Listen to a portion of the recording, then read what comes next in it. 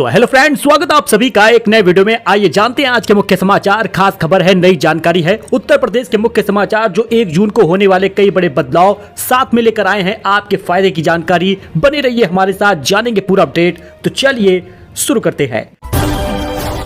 बात सबसे पहले किसान धारकों के लिए कर ले। किसान निधि में तो 2000 रुपए मिलता ही है, लेकिन अब किसानों को मिलेगी फसलों का ज्यादा कीमत। धान समेत 14 फसलों की एमएसपी में बढ़ोतरी हो गई है। किसान क्रेडिट कार्ड पर कम ब्याज में मिलेगा लोन। केंद्र सरकार ने धान, कपास, सोयाबीन, अरहर समेत खरीफ की 14 फसलों की मिनिमम सपोर्ट प्राइस एमएसपी बढ़ा दी है। यह 28 मई को यह फैसला ले लिया गया है। केंद्रीय सूचना एवं प्रसारण मंत्री अश्विनी वैष्णव ने बताया कि धान की नई एमएसपी 2369 रुपए तय किया गया है। एमएसपी में 69 रुपए अब ज्यादा किया गया है। कपास की नई एमएसपी 7710 और साथ ही दूसरे किस्म के फसल पर 8110 होगा।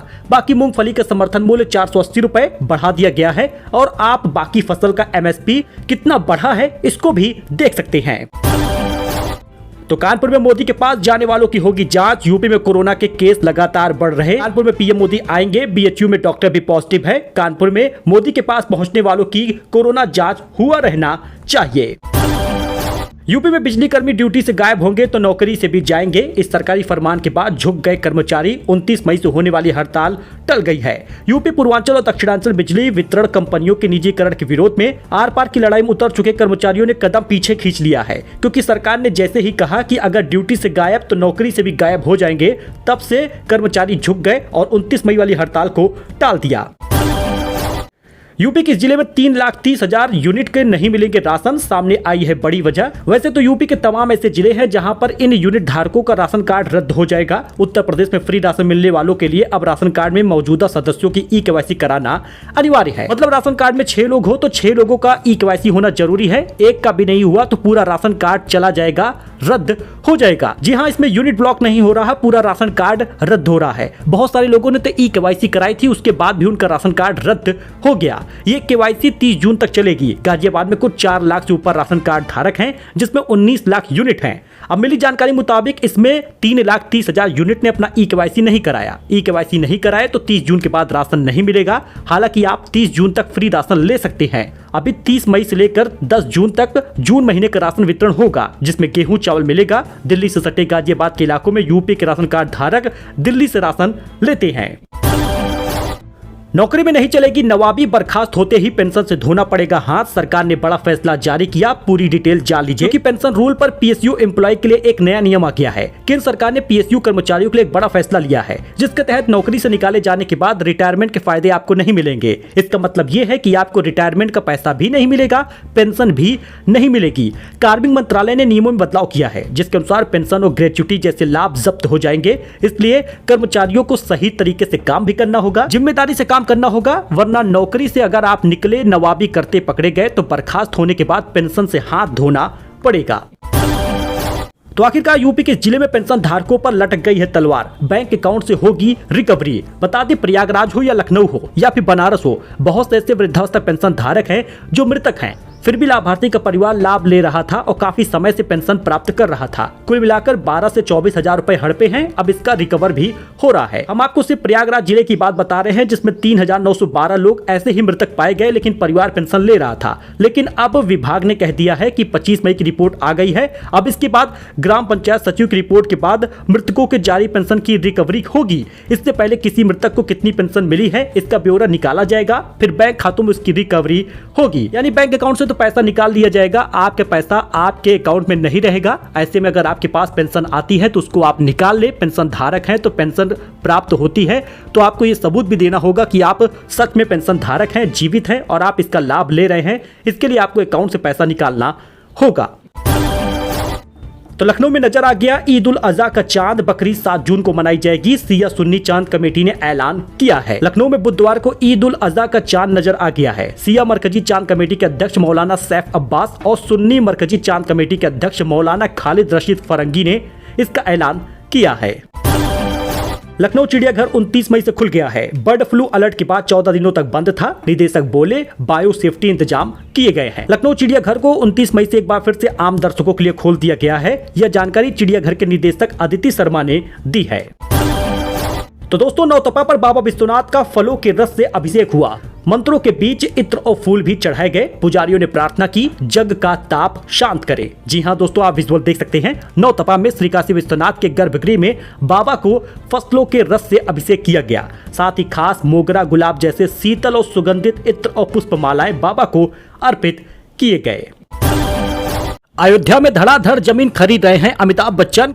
खरीदा चौथा प्लॉट, कीमत जान होश हो जाएंगे। जी हां दोस्तों, इससे पहले भी अमिताभ बच्चन ने इसी इलाके में 14.5 करोड़ रुपए का निवेश किया था, लेकिन एक बार फिर से लगातार ये प्लॉट खरीदते जा रहे हैं। राम मंदिर के निर्माण के बाद अयोध्या का यह इलाका तेजी से लग्जरी रियल एस्टेट का केंद्र बन गया है। अभिनेता अमिताभ बच्चन ने हाल ही में एक रियल एस्टेट कंपनी से 10 करोड़ रुपए का निवेश किया है।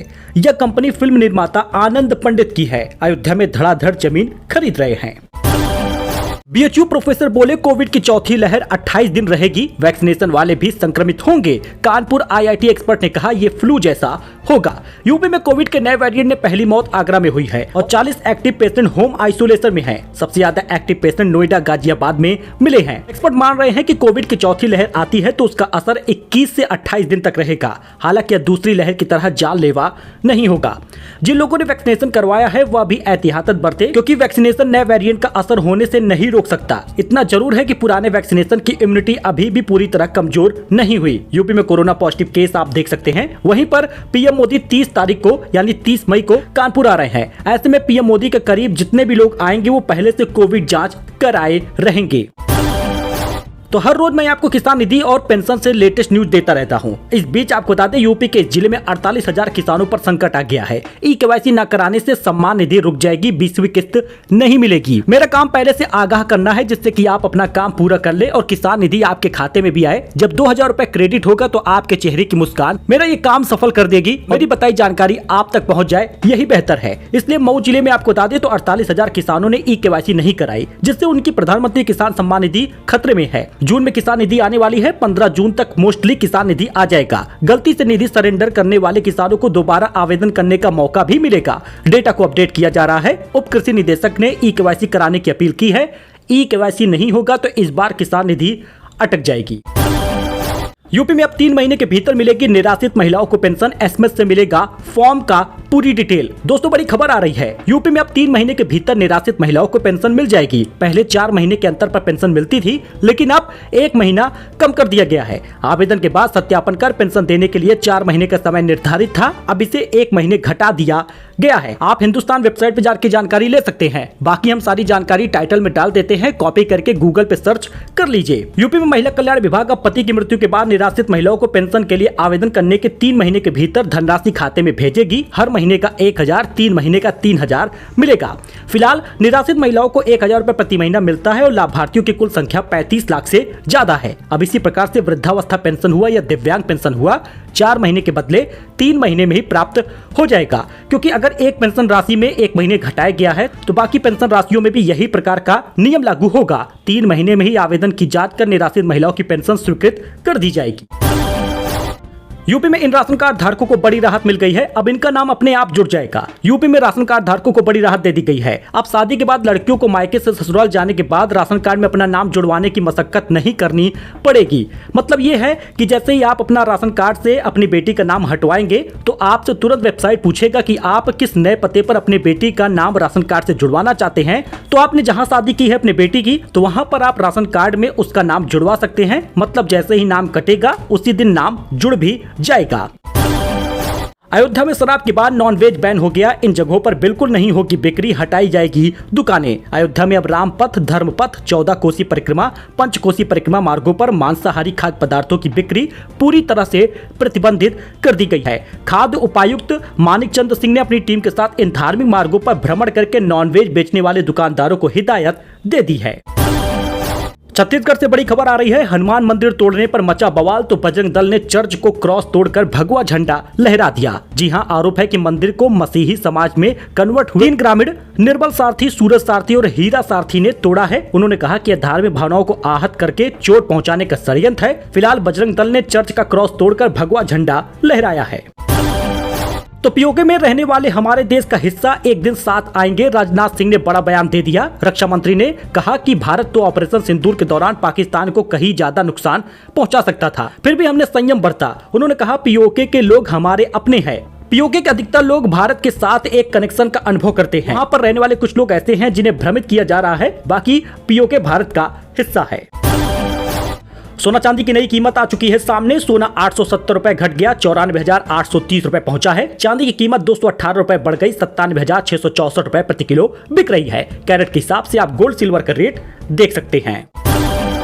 तो आकाश अंबानी ने काशी विश्वनाथ में 1 करोड़ का दान किया, 10 मिनट तक पूजा की, बोले शांति मिली, जल्द परिवार को लेकर आऊंगा। बिजनेसमैन मुकेश अंबानी के बेटे आकाश अंबानी ने काशी विश्वनाथ मंदिर में दान में 1 करोड़ रुपए का चेक दिया है। बुधवार रात उन्होंने बाबा विश्वनाथ के दर्शन किए और मंदिर के शिखर को नमन किया। गर्भगृह में विधि विधान से 10 मिनट तक पूजा की है। 2 ब्राह्मणों ने पूजा कराया। आकाश को बाबा का प्रसाद, रुद्राक्षी माला, बाबा का अंग वस्त्र और चंदन दिया गया। पूजा करने के बाद आकाश अंबानी ने अर्चक को बंद लिफाफे में चढ़ावा और दक्षिणा भी दी है। कहा बाबा का धाम अद्भुत है, दर्शन से मन को शांति मिलती है।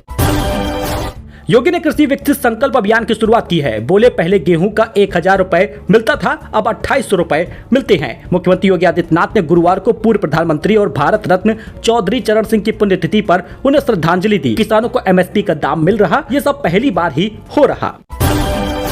रामभद्राचार्य ने आर्मी चीफ से गुरु दक्षिणा में पीओके मांगा है। उपेंद्र द्विवेदी का जवाब बिल्कुल मिलेगा। चित्रकूट में जगत गुरु ने जीत का गुरु मंत्र दिया है।